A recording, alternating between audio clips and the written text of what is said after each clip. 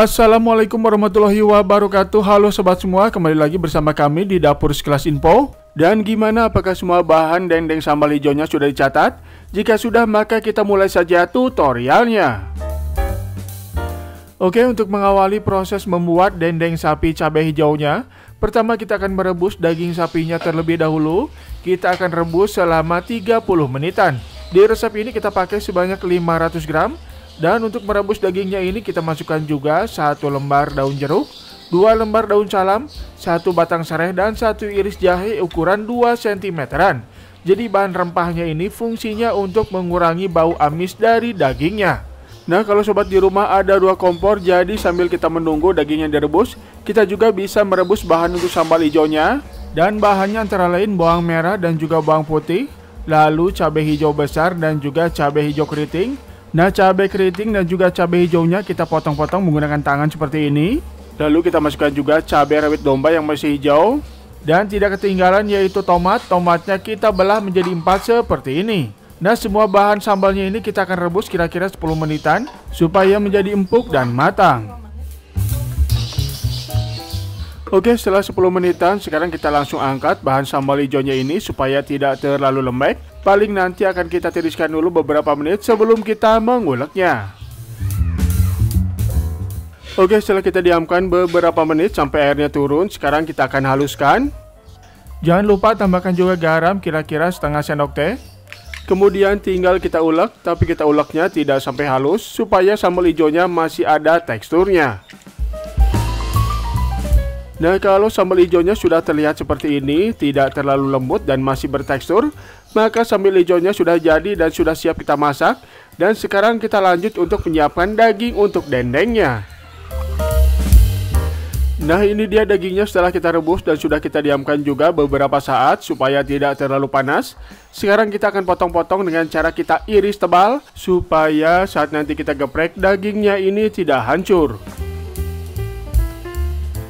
Nah, kita geprek saja perlahan seperti ini supaya dagingnya jadi agak melebar dan supaya dagingnya tidak hancur. Nah, seperti inilah kira-kira hasilnya setelah kita geprek.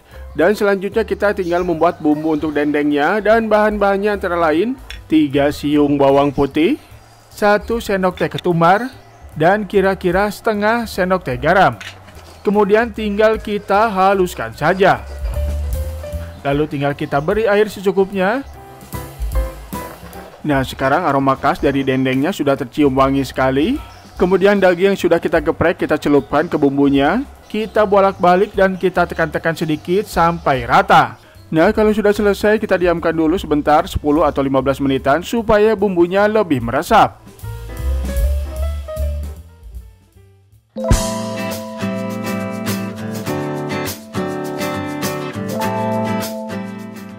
Ya, setelah semua persiapan selesai, sekarang kita akan menggoreng daging sapi dan juga sambal hijaunya.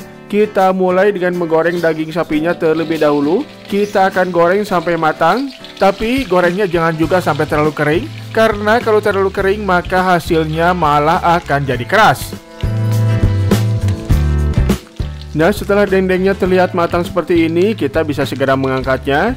Dan aroma dendengnya benar-benar tercium enak sekali. Jadi kalau langsung disantap bersama nasi hangat pun admin jamin rasanya tidak akan mengecewakan. Oke, lanjut. Sekarang kita akan menggoreng sambal hijaunya. Dan cukup gunakan minyak secukupnya saja. Dan jangan lupa masukkan juga 1 lembar daun jeruk supaya wangi. Dan sambalnya ini akan kita goreng selama 5-7 menitan.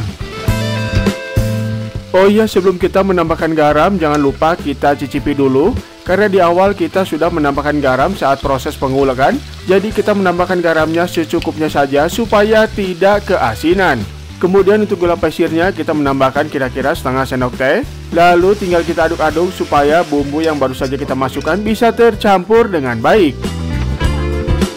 Oh iya, kalau suka sobat juga bisa menambahkan sedikit penyedap rasa supaya rasa dari sambal hijaunya ini bisa lebih mantap lagi. Tapi kalau tidak pun tidak apa-apa, sesuaikan saja dengan selera masing-masing. Ya, setelah 5 atau 7 menitan kita menggoreng sambal hijaunya dan rasa sambalnya juga sudah pas dan enak menurut selera kita, maka tinggal kita matikan saja apinya dan sambal hijaunya sudah siap kita sajikan.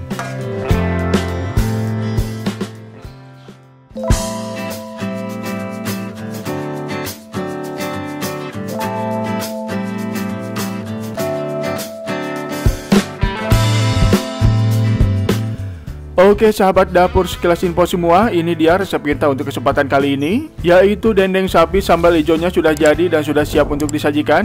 Dan gimana, terlihat enak sekali bukan? Jadi sobat semua wajib juga untuk mencobanya karena keluarga di rumah pasti suka dengan rasanya. Oke kalau begitu sampai di sini dulu resep kita untuk kesempatan kali ini. Semoga sobat di rumah menyukainya. Tapi jangan lupa support kami dengan mengklik tombol subscribe-nya. Karena subscribe yang sobat berikan adalah motivasi bagi kami untuk memberikan konten-konten berkualitas lainnya. Sampai jumpa di video resep enak dan mudah lainnya. Wassalamualaikum warahmatullahi wabarakatuh.